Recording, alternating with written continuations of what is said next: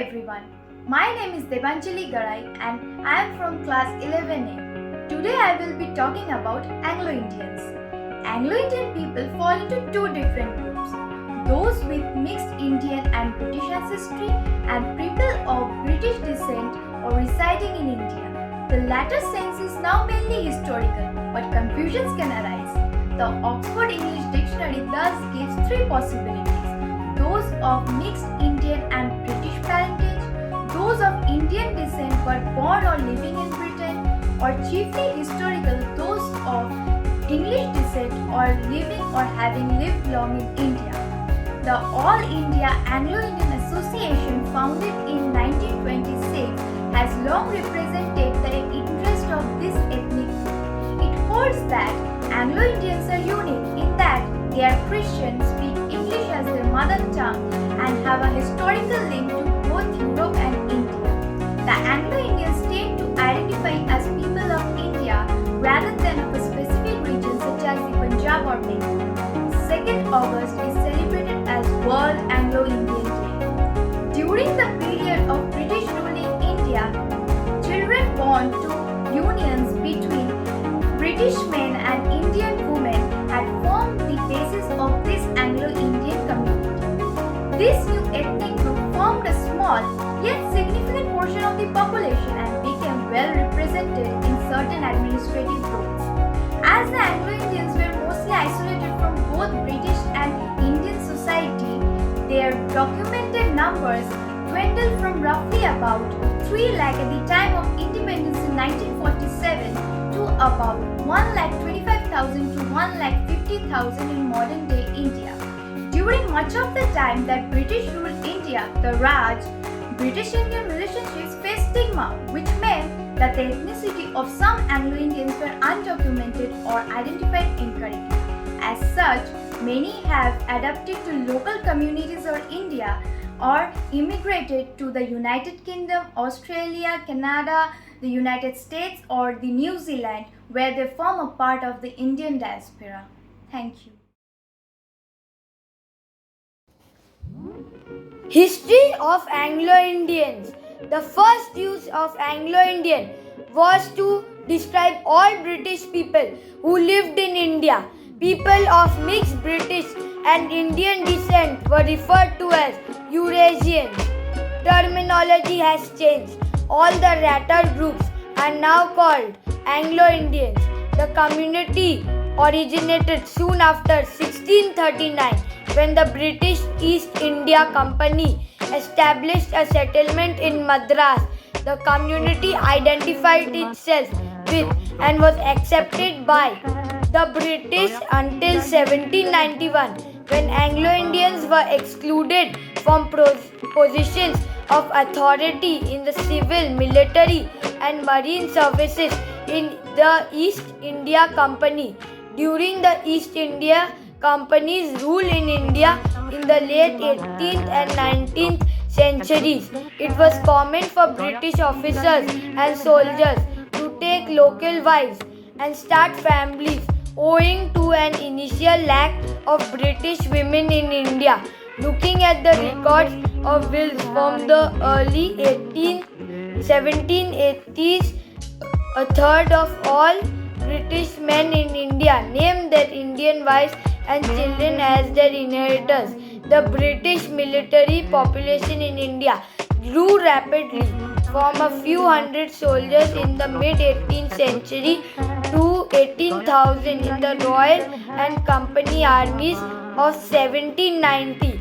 During this time, the records of cohabitations and last testaments show that at least a third of all British men in India married Indian women or left their inheritance to Anglo-Indian children, left with a strong affinity for the cultural practices of their childhood homeland. Many, although nominally Christians, would adopt local Hindu and Muslim customs such as shunning of pork, beef, and even becoming vegetarian.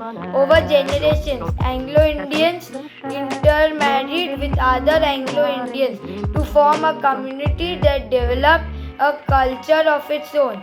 Their cuisine, dress, speech, use of English as their mother tongue, and religion, Christianity, all serve to further separate them from the native population.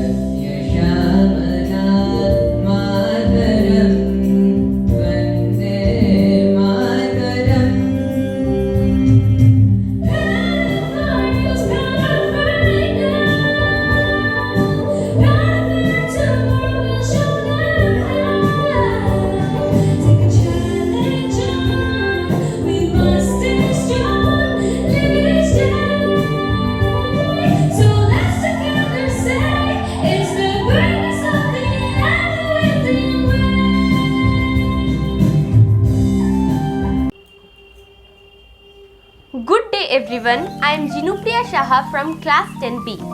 Today I will be discussing on the topic, why is World Anglo-Indian Day celebrated?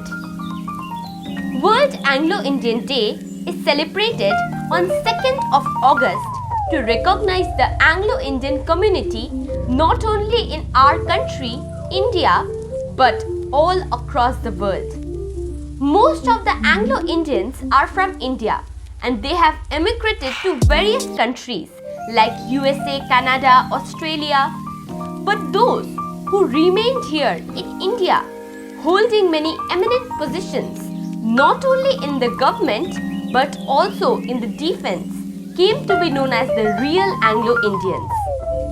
This day is celebrated each year to appreciate the contribution of Anglo-Indians towards our country and nation. Thank you. Greetings everyone.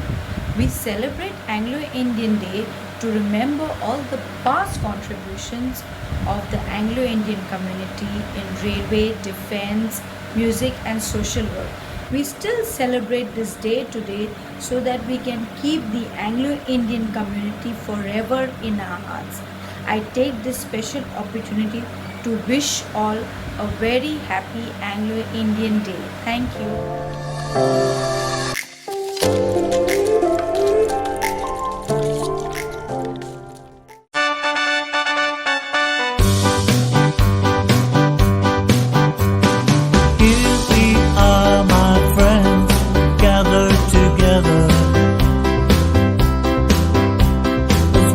Big family forever and ever,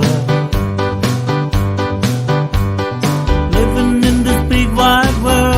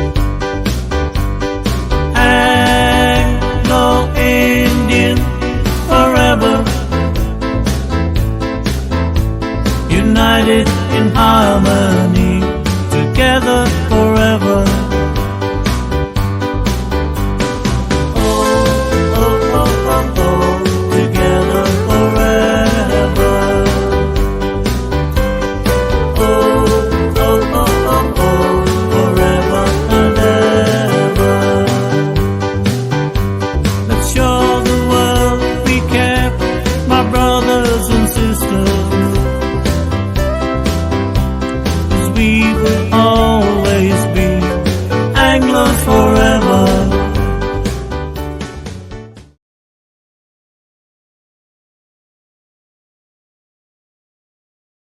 Anglo-Indians have prominently presented themselves in various fields, from being authors like Rudyard Kipling, first English language writer to win a Nobel Prize, to political pioneers like Derek O'Brien and Neil O'Brien, both being quiz masters. Frank Anthony, an Indian representative at the United Nations, are well established in their given fields.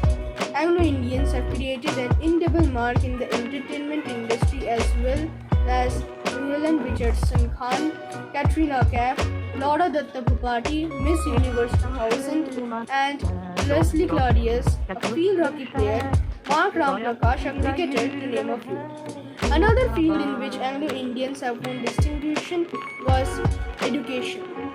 The second most respected matriculation qualification in India, the Indian Certificate of Secondary Education, was created and built by some of the best known educationalists, including Frank Anthony, who was the president, and A.E.T. Barrow, its secretary for the better part of a century. Recalling the contribution of its prominent members, Michael, the president of All India Anglo-Indian Community, said over 25 Anglo-Indians have been conferred with the highest gallantry awards such as Veer Chakra, Mahavir Chakra. Veer Chakra has been awarded to 5 defense personnel in Lucknow origin. They were wing commanders, flying officers, flight lieutenant, and air marshal. Thank you.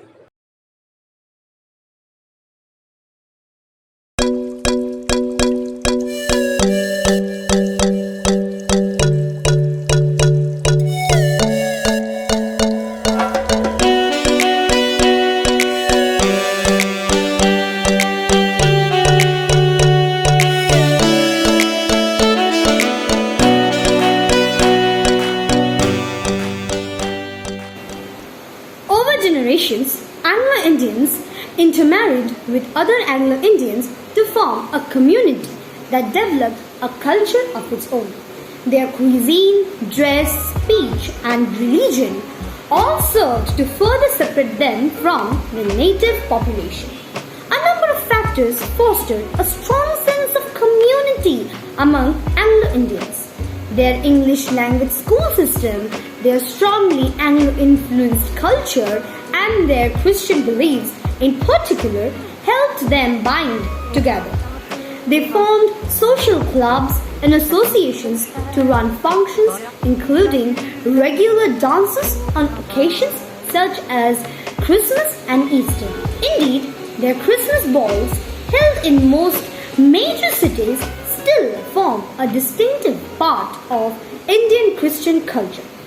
The Anglo-Indian community also had a role as go-betweens in the introduction of Western musical styles, harmonies, and instruments in post-independent India. During the colonial era, genres including ragtime and jazz were played by the bands for the social elites, and these bands often contained Anglo-Indian members. On this day, Anglo-Indians vow to stand by each other in trying times.